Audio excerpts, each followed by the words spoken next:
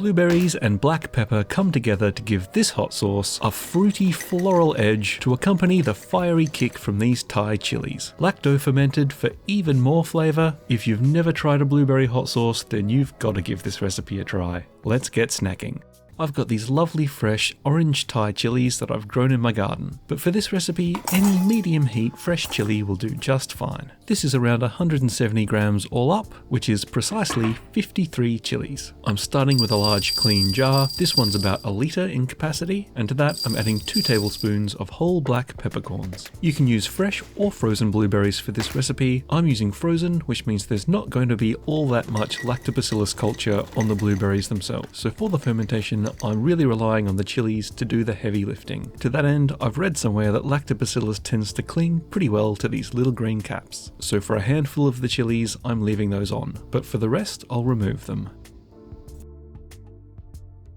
When fermenting chilies, I like to cut them in half lengthways. This way the brine has maximum contact with the cut surface and it can get right up into the cavity of the chili.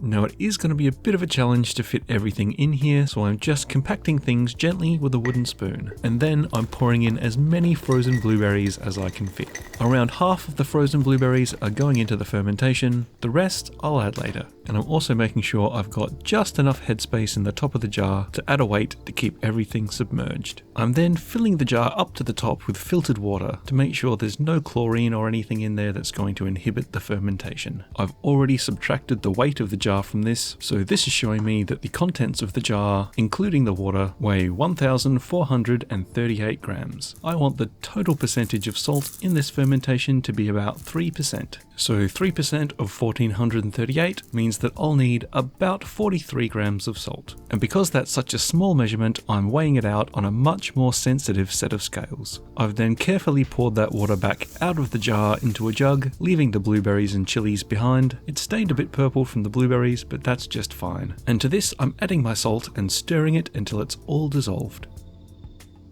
And then I'm straining that back into the jar to catch any loose chili seeds that might be floating around. We don't want anything floating on top of the brine because that could attract mold and spoil the whole fermentation. And then I'm giving the jar a bit of a tap and a little jiggle to work out some of the air bubbles and make sure there's maximum contact between the brine and the other ingredients. Then I'm scooping out any loose chili seeds that have managed to float their way to the top before putting in a clean glass weight to hold everything down below the brine. If you don't have a glass weight for this, something like a stiff cabbage leaf or the cheek of a bell pepper will do just as good a job, just as long as everything is below the brine. Just remember the golden rule of lacto-fermentation.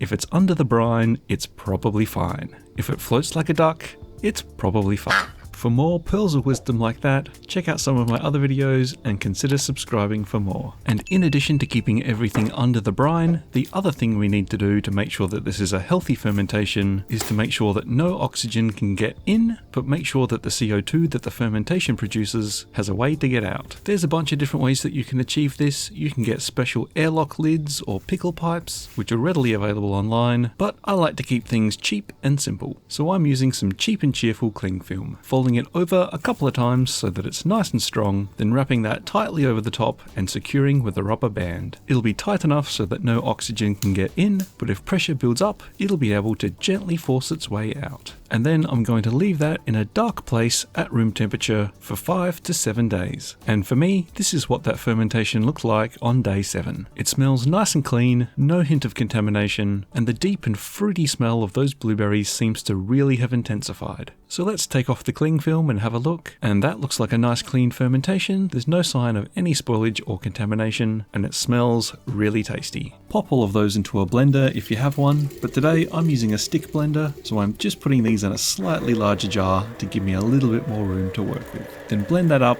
to get it as smooth as you can. This is what our sauce looks like at the current point in time. It's a bit watery and a little bit chunky, but once we cook it, the pectin from those blueberries will thicken it up beautifully. Those chunks will soften and we'll puree it one more time to get it super smooth before passing it through a sieve to get a beautiful smooth consistency. But I'm really curious to give this a taste, so let's give it a crack. And whew, it's pretty good. Big blueberry flavour, nice hint of black pepper in the background, and it's pretty darn hot. The only minor issue is that it's pretty salty, but That's where the rest of the blueberries come in. I'm adding in the remaining unfermented blueberries. These will dilute the total salt content and add a bit of extra sweetness and more blueberry flavour, and the result is going to be a perfectly balanced sauce. Then after I've blended those through, I'm going to balance out the flavour by adding 1/3 of a cup of white vinegar for a bit of extra acidity and a tablespoon of sugar for a little bit of sweetness. Then all of that is going into a saucepan, which is going over a medium heat to bring it to the boil. You'll notice as it starts to boil that all of these fruit solids come floating to the top, so just give it a stir periodically to mix these back in with the rest of the sauce. After a while you'll notice these blueberry skins start to soften and break down into the sauce, and in doing so they'll release their pectin, and you'll notice the consistency of the liquid changes as the pectin thickens it up.